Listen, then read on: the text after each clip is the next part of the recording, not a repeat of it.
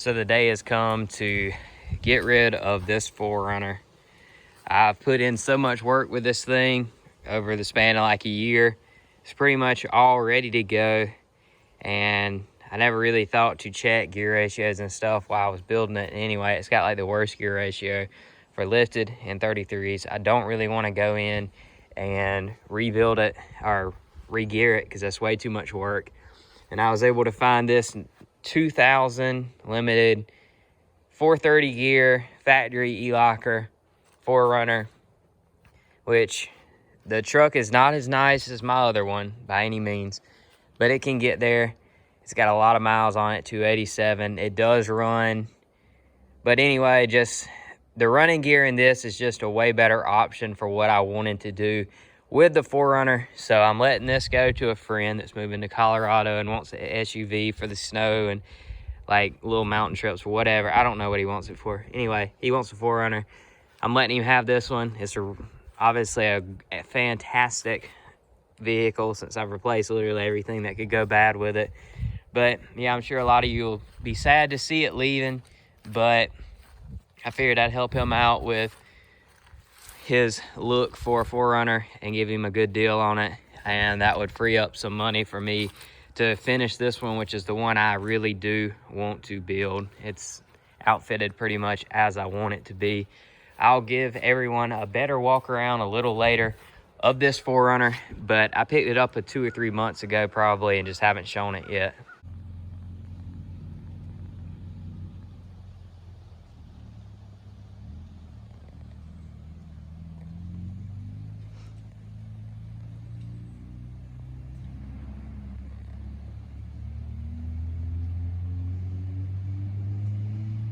So I figured I'd just give you a little bit closer look of this 4Runner. It's got some really cheap junky tires. They're the Hercules tires. I think they sell them a lot on eBay. They're not really good, but I mean, it really doesn't matter. I'll be changing it to probably the same general grabbers I had on my other 4Runner. Moving on to the inside here, as you can see, it's not terrible, but not great either. It's nowhere near as nice as my other one was, but it'll get there in time. I will be recovering these front seats of this 4Runner, the armrest, all that. The wood in this one is in really good condition. The dash is in really good condition, no cracks, anything like that. Door panels look good to me. It's still a little dirty. It's got a real foggy tint on it that needs to come off and get cleaned and reapplied. But all of the electronics, everything in here works. The air conditioner does not work, unfortunately, but hopefully it just needs a charge. The steering wheel, as you can see there, is very worn, but I picked up a decent used one from the junkyard the last time I was there. It's a little discolored on the top, but it's not ripped up or anything, so it's definitely an improvement over what I have right now. The back seat is in a good bit better shape than the front seat, but it is pretty weathered. As you can see, it's got like some of the color of the material coming off. It's got a little rip over there. It's not bad. Definitely needs to be cleaned and conditioned and everything, but it's not absolutely terrible by any means. I may recover this. I may leave it. The carpet in this is all right. It does have a hole in the front where the driver's seat is, which is kind of weird to me, but I do believe it may have been from a mouse or something in the past. Right there, just doesn't seem normal wear area, but maybe it is. These are a little faded, but you know what really matters. There's the wonderful diff lock button right there. It's got the cooler dash since it's a 2000, so it has like a carbon fibery look to it.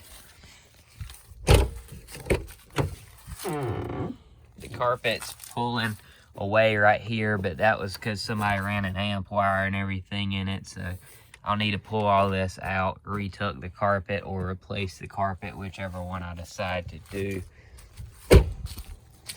The rear hatch is starting to peel and get some surface rust here and there on it, especially up on top. But I'm just gonna sand that down and either try and match it or just put some converter on it and leave it. I do want to respray this truck at some point whenever it's running good and everything else is fixed, but that's not high on my list right now. It still has the package cover thing, or cargo cover. They definitely haul dogs with it or something, because there's dog hair all back here. I haven't cleaned it out at all, really.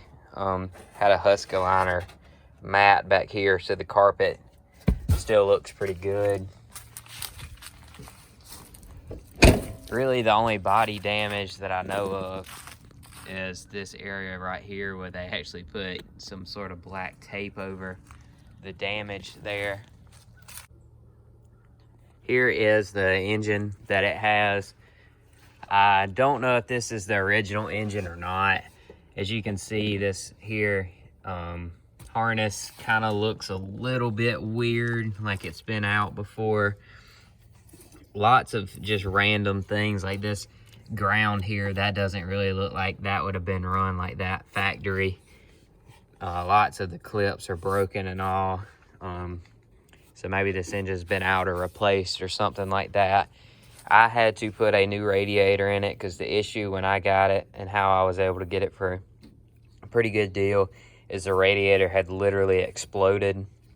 And come to find out, it was because the cap that they had put on it was like a Chinese type cap. It wasn't even name brand at all, not Gates, Stant, nothing, just some random mess. And it was not venting, so it built up a bunch of pressure and blew the seal out of the original radiator.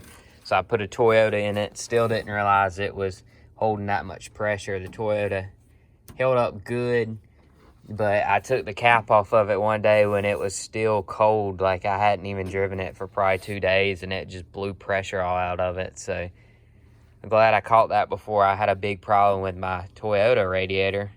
Just so everybody knows, your dealership may be different than mine, but I was able to get this radiator right here, OEM Toyota, from my dealer for $137, and it came within like 1 or 2 days. So it's definitely a good deal. There's not even Chinese radiators on Amazon for that price. But all this is very dusty, crusty, dirty, but it does run pretty good. It does have a top-end tap or something. I think it's top-end. My dad thinks it's rods. Not real sure. I'm hoping it's not rods. That's probably just me being real hopeful on it. But anyway, I'm going to probably get this thing more roadworthy and drive it, see if it gets worse, and see if it's worth putting any money in this 3.4, or if I should just buy a new used one like I did with my last 4Runner. But all in all, when this is finished, this will be a much better 4Runner than my previous one. My previous one had 373 gears, which is really the worst part of the whole thing, is when you have 373s and you put a lift on it, and then you put 33, 32-ish tires and a roof rack and all that, it will not hardly stay in overdrive. So you get absolutely terrible gas mileage, no power, anything like that. So this one's got 430s and the diff lock and all that pretty much that you want on a 3rd gen. It's got the sport hood and all. So even though it is pretty raggedy at the current moment, it's definitely the 4Runner to have out of the two of them if I were to fix this one. So I hope everyone that subscribed to my channel for the previous 4Runner can understand why I got rid of it, and can be excited for a new 4Runner restoration / build / whatever you want to call it. We'll pretty much be doing everything we did to the previous one, so I won't have as much detail necessarily, but if I do anything cool, any kind of mods, any tricks or anything, I'll be sure to post a video of it, and just have just a basic video talking and showing most of everything I do to it. So if that sounds interesting and you haven't already, please be sure to subscribe. If this is your first video, I have several videos before of building my first 3rd generation 4Runner, which was shown at the start of the video. So be sure to subscribe so you don't miss any updates on this new 4Runner build, and thanks for watching.